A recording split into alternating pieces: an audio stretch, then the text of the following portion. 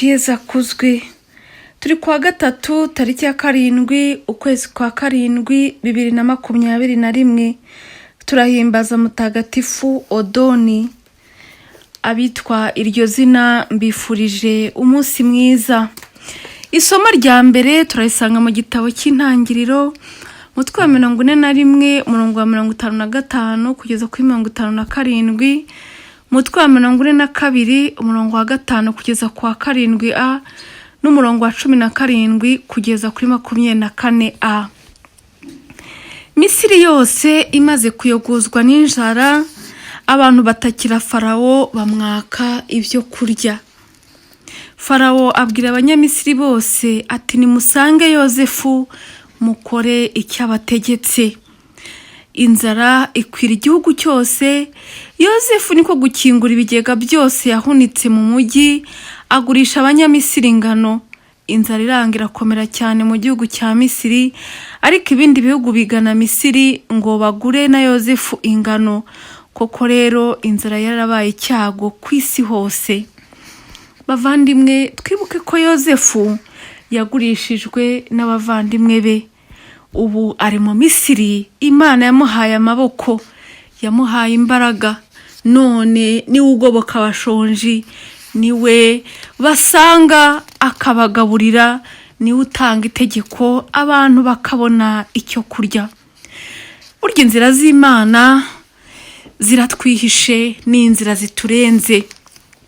Ushaka kugirira umuntu nabi uyu munsi ukamucira urwo gupfa, ariko Imana igaharura inzira y'ubuzima. Iteka Imana ihora iharura inzira y'ubuzima. Bavandimwe, niyo mpamvu tutagomba kwiheba mu buzima.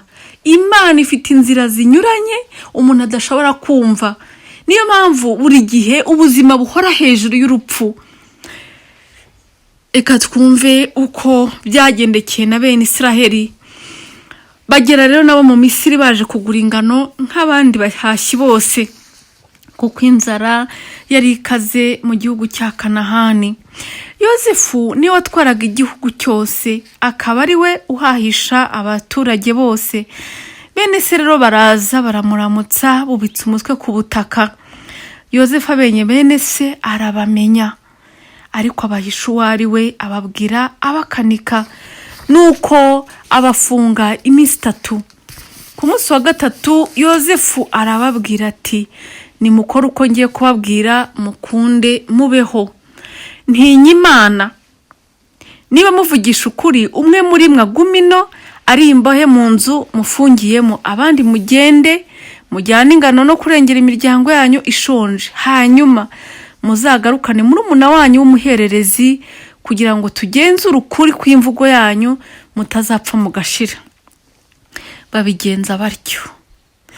Bavandimwe, Yozefu yararima ategura urugendo rwo kuzahura na bene se, akabigaragariza. Niyo mpamvu yatashatse kubibwira, ariko hari ijambo avuze rikomeye. Arababwiye ngo ntinya Imana. Ni ukuri, burya iyo utinya Imana utinya n'icyaha. Yozefu yashoboraga kwitura bene se ibyo bamukoreye akibamenya, ariko ntiyabikoze. Kubera iki? Kuko atinya Imana. Iyo utinya Imana uhura n'uwakugiriye nabi, ukaba wowe utamugirira nabi kuko utinya Imana. Iyo utinya Imana wirinda imvugo y'ikinyoma, kuko uzi ko Imana yanga. Iyo utinya Imana wirinda inzira zose z'abagira nabi, kabone nubwo wari uzishoboye, kuko burya inzira z'abagira nabi ziroroshye. Kwanga umuntu biroroshye, guhutaza umuntu wakugira nabi biroroshye, kwihimura biroroshye, kugenda ku marangamutima y'irari biroroshye. Ariko iyo utinya Imana hari ukundi kuntu ubaho. Ni ukuri nagira ngo mbwire buri muntu wese unyumva ngo tinya Imana, kuko ibibazo dufite muri iyi si byinshi byavuye ahangaha. Nuko abantu batagitinya Imana. Aho umugabo aturugo rwe akajya kubana n'undi mugore ufite umugabo cyangwa utamufite, kuko adatinya Imana. Aho umusore n'inkumi biroha mu busambanyi, bakiroha mu bigirwamana, bakiroha mu biyobyabwenge kuko badatinya Imana. Aho abantu bicana, umuntu akica abavindimwe, umuntu akagambanira undi, umuntu agafungisha undi kuko adatinya Imana. Aho umugore muzima washyingiwe ajya gushaka agasore kazajya ngo kamuha keya, agata urugo rwe, agata abana be mu nzu kuko adatinya Imana. Aho umuntu yiba akabigira umwuga, akicara akabipanga, akabitegura, agakora plani. Bavandimwe, aho gukora umushinga uguteza imbere, ugakora umushinga w'ubujura. Kubera iki? Kuko udatinya Imana. Aho abantu bashyiraho amategeko akandamiza abandi, abakene bagakandamizwa, abakire bagakomeza bagakira cyane. Kubera iki? Kuko abantu badatinya Imana. Aho abantu bagenda bakingurira ingeso mbi, bakazikingurira kandi bagacecekesha abavuga ukuri. Nyamuneka nuzavuga ko abasore basigaye bakunda abasore, uzabangamiye uburenganzira bw'ikiremwa muntu. Nuzavuga ko gukuramo inda ari icyaha, uzabusesereje. Nuzavuga ko abantu basigaye ari indaya, uzabusesereje. Ubu ngo indaya zikitwa indaya, zitwa indangamirwa. Ibyo byose biva hehe? Kubera ko abantu batagitinya Imana. Reka rero nkubwire wowe wabasha kunyumva, shyira Imana imbere, utinye Imana, umenye ko icyaha icyo ari cyo cyose waba urimo kizaguciraho iteka.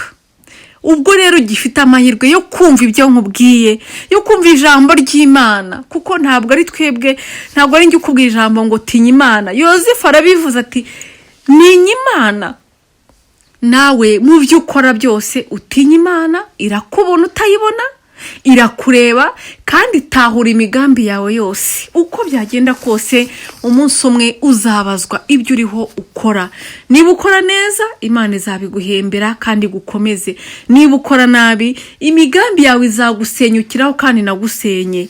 Imana idufashe kandi iyobora ubuzima bwacu. Hanyuma rero bene se Yozefu barabwirana bati ni ishyano, twese twacumuye kuri murumuna wacu igihe yari mu kaga, yishwe n'agahinda, ntitumwumve kandi atwinginga. Batangiye noneho kubona ko ibi birimo kubabaho bishobora kuba ari ingaruka z'icyaha bakoze. Hanyuma rero bati niki kimwe tubwo muri aka kaga. Rubeni niko kubasubiza ati sinababwiye ngo mwe guhemukira uwo mwana, ariko mwanze kunyumva. None dore amaraso y'uwo mwana ye arahowe. Ntibamenya ko yuko Yozefu ahita yumva ibyo bavugaga, kuko ari yazanye umusemuzi. Mutekereze Yozefu wumvaga ayo magambo uko yari ameze, ngo ahise abasigaho, ajya aherereye ararira. Bavandimwe, icyaha kigira ingaruka. Zishobora kubaza ako kanya, zishobora no kuza utanakiriho, zishobora no kuza ukiriho. Icyo nakubwira ni iki ngiki: uzasarura imbuto wabibye. Nubiba imbuto mbi, uzazisarura. Nutanazisarura, zizasarurwa n'abawe. Mureke rero twere imbuto nziza, kandi ubuzima bwacu tuburinde kugira nabi, kuko kugira nabi ni icyaha gikomeye. Byanze bikunze umunsi umwe tuzabazwa, kandi kikagira n'ingaruka, kigatera n'ikimwaro ku bacu bose. Turazirikana kandi Zaburi ya 32, Uhoraho ineza yawe iraduhoreho nk'uko amizero yacu agushingiyeho. Tubwire Nyagasani ko nta wundi twizeye uretse we wenyine. Ivanjiri ntagatifu turayisanga muri Matayo umutwe wa 10 murongo wa 1 kugeza kwa 7. Muri icyo gihe Yezu ahamagara abigishwa be 12, abaha ububasha bwo kuganza roho mbi no kuzirukana, nubwo gukiza icyitwa indwara n'icyitwa ubumuga cyose. Bavandimwe, najya ngo mbahe ubuhamya bw'uko nabonye Yezu akiza. Hari igihe dusoma ijambo ry'Imana ukavuga uti byararangiye, nta nubwo tukibona abantu bakira, nta nubwo tukibona ibitangaza. Ariko buriya nuko tudafite amaso. Ububasha Yezu yahaye abigishwa be, n'ukuri Yezu yarabuduhaye. Hari abantu benshi bakira kubera ijambo ry'Imana, bakava mu rupfu bakemera Yesu. Hari abantu bareka kwangana, bakareka ubujura, bakareka ingeso mbi kubera ijambo ry'Imana. Hari abakira indwara z'umubiri, hari abihana ibyaha bakoze. Bavandimwe, ububasha bwa Yesu buracyakora, ahubwo reka dusabe imbaraga zo kubwemera. Ese wowe wemera ko Yesu yagukoreramo? Ese wowe wemera ko Yesu yaguha ubwo bubasha kugira ngo nawe wirukane roho mbi? Yesu ni umukiza kandi ntiyigeze ahinduka na rimwe. Gusa nitwe tumubangamira, nitwebwe yabuze uko agira kugira ngo twemere hanyuma tumufashe gukiza abandi. Nyagasani twongerere ukwemera. Dore rero n'amazina y'izo ntumwa 12 bakazivuga: Simoni witwaga Petero, Andrea murumuna we, Yakobo mwene Zebedeyi na Yohani murumuna we, Filipo na Bartolomayo, Tomasi na Matayo umusoresha, Yakobo mwene Alufeyi na Tadeyo, Simoni w'Ikana na Yuda Isikariyote wa wundi wamugambaniye. Abo 12 Yesu abohereza mu butumwa, kandi abihanangiriza agira ati: nimwerekeze mu karere k'abanyamahanga, kandi nimwinjire mu migi y'Abanyasamariya, ahubwo musange intama zazimiye z'umuryango wa Isiraheli. Aho munyura muvuge ko ingoma y'ijuru yegereje. Buri ntumwa yose Yesu yayihamagaye mu izina ryayo. Muvandimwe, mu izina ryawe bwite Yesu araguhamagara, araguha ubutumwa.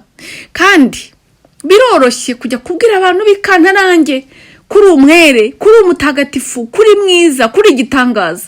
Ariko mbere yo kujya ku banyamahanga, hera aho uri kugira ngo bamenye ko wahuye na Yesu. Imana idufashe, Imana idukomeze, Imana iduha imbaraga, kandi ingoma y'Imana igere muri wowe mbere yuko ujya kuyitangaza, kuko burya ntawe utanga icyo adafite. Ingoma y'Imana nukuri iganze iwawe, kandi Yesu nyir'ubuntu butangaje abigufashemo. Ugire amahoro ya Nyagasani, ugire umugisha we, urakabaho.